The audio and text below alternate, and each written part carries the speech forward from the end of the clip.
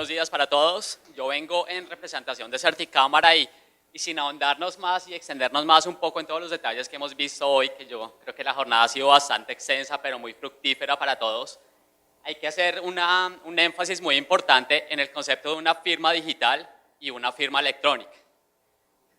Personalmente se me acercan muchas personas y me dicen, bueno, ¿y dónde está la firma digital? ¿A mí en qué momento me van a capturar mi firma, mi garabato, mi manuscrito? Normalmente tenemos ese concepto, ¿cierto? Que la firma digital solamente es cuando yo le doy mi garabato al documento físico, incluso al documento electrónico, un documento PDF. Pero ahora bien, ese garabato, todos sabemos que no se necesita ser ingeniero hoy en día para ponérselo a otro documento, que son los casos que todos vemos hoy en día, ¿cierto?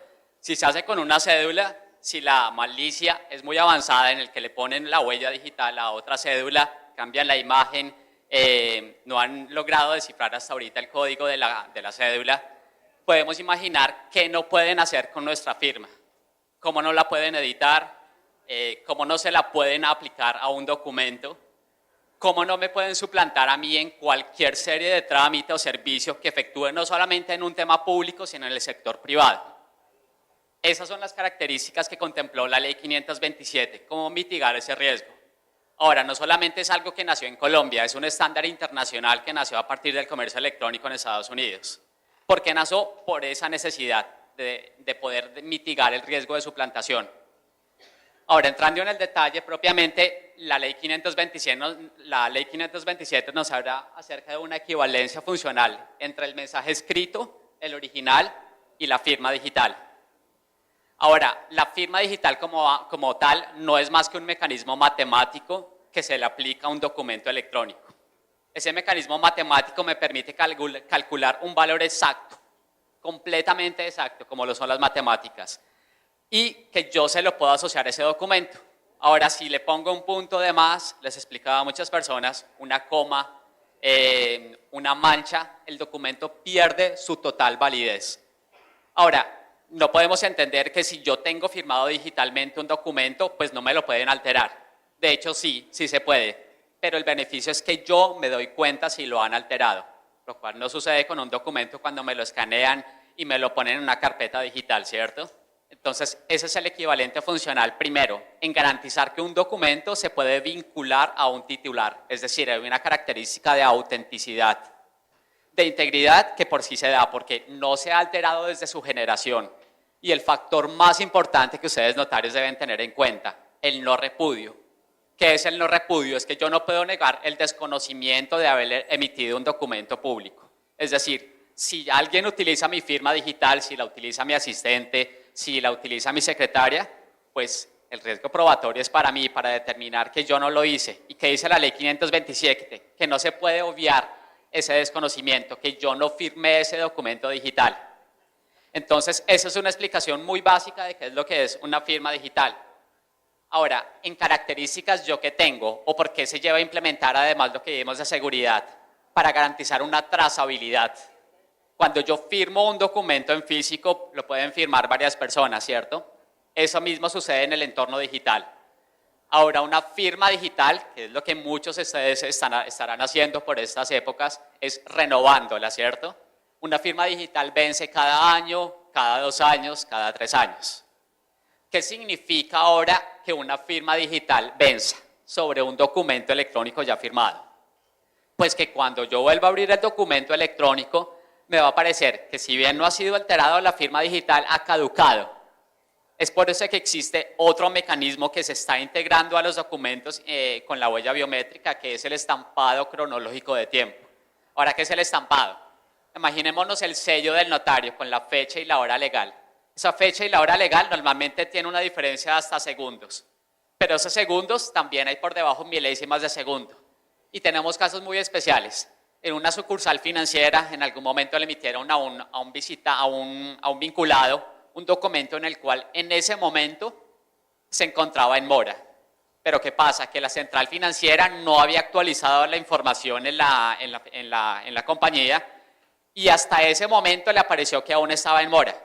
Legalmente se le estaba afectando los derechos a esa persona, ¿cierto? ¿Qué pasa cuando la entidad vinculó el mecanismo de estampado cronológico de tiempo? Obviamente hizo una serie de mejoras a nivel interno en el cual todo el proceso iba electrónica, pero se le añadió el factor muy importante que es la fecha y la hora legal de Colombia. Y esa fecha y hora legal se consume mediante un servicio especial de la Superintendencia de Industria y Comercio del Instituto Metrológico, con una diferencia de hasta millonésimas de segundo. ¿A qué voy? Volviendo al tema de la firma digital, puedo garantizarle a mi visitante, al que llega a mi ventanilla, que el documento se generó en ese instante preciso de tiempo. ¿Por qué? Porque yo no soy el que estoy consumiendo la hora legal, porque yo no tengo sincronizado mi reloj. Es porque lo hago mediante un protocolo nativo, que se llama el estampado cronológico. Y ahora, para resolver la inquietud de qué pasa entonces, me vence la firma digital y el documento perdió la validez. Cuando se estampa cronológicamente, se le da una característica de longevidad, que bien está vinculada con el archivo confiable de mensajes de datos. Porque un documento electrónico tiene que tener la facilidad y la característica de poderse abrir a lo largo del tiempo. Es por eso que además los certificados que generamos hoy en día se les ha vinculado un componente muy importante que yo sé que la mayoría de ustedes no es técnico, pero que se llama PDF/A. Ese PDF/A nos brinda una característica que de aquí a mañana podamos seguir abriendo el documento. Anteriormente manejábamos el archivo de Office 97, ¿cierto? Nuestro archivo .doc, de pronto para algunos conocido. Salió Office 2010 y ahora manejamos el .docs. Los que teníamos el 2007, pues nos tocó instalar un complemento para poder abrir los documentos que nos enviaban hechos con Office 2010. ¿A qué nos lleva eso? Que de aquí a mañana los formatos son muy cambiantes. De aquí a mañana, hoy existe Office, mañana ¿qué va a existir? Mañana con qué formato va a existir. Obviamente yo debo adecuarme a contar con las licencias electrónicas, pero el formato PDF/A me permite tener una característica única y es que el documento en sí está conformado con un formato electrónico que yo lo puedo abrir a lo largo del tiempo. Y cuando yo tengo un documento firmado digitalmente, el mismo Acrobat Reader, porque me preguntan, y bueno, ahora cómo yo veo la firma digital, ya sabemos que no necesariamente tiene que estar el garabato.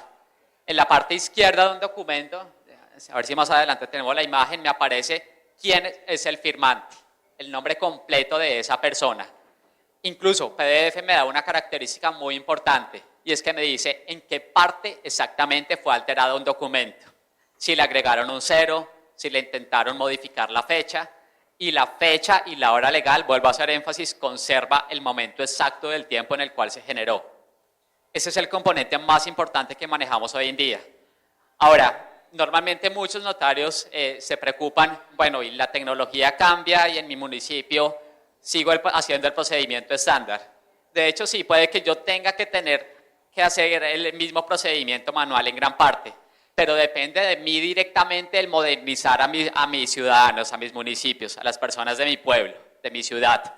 Porque si yo directamente no soy el que comienzo a implementar esas tecnologías de información, la población futura va a seguir haciendo el mismo esquema, ¿cierto? Acostumbrarse al sello, al papel que se arruga, que se deteriora, a afectar el medio ambiente también como una parte de responsabilidad social empresarial y a negarle ese hecho de que de aquí a mañana él sepa por qué hace unos años o en unos cuantos años se comenzó a utilizar un mecanismo electrónico y que ya no se debe preocupar por esa parte jurídica, porque está plenamente avalado por la ley. Entonces, es un compromiso muy importante, no solamente verlo como una inversión, porque me dicen entonces, la norma digital me obliga a tener la firma electrónica, ahora es una inversión. No, debemos verlo como un beneficio, es algo que me blinda a mí jurídicamente, que sumado al tema de la huella biométrica, ¿cuántos casos de suplantación no podemos evitar? Normalmente entonces ahora ustedes le delegan la firma digital a su recepcionista, ¿cierto? Esa tarea es quien debe hacer la validación, ¿cierto? Algunas entidades lo hacen, pero la responsabilidad jurídica, vuelvo a hacer énfasis, la va a dar directamente el certificado de firma digital, sumado al componente de estampado y que está plenamente amparado por la ley 527. Esa era la información que les quería compartir. Muchas gracias.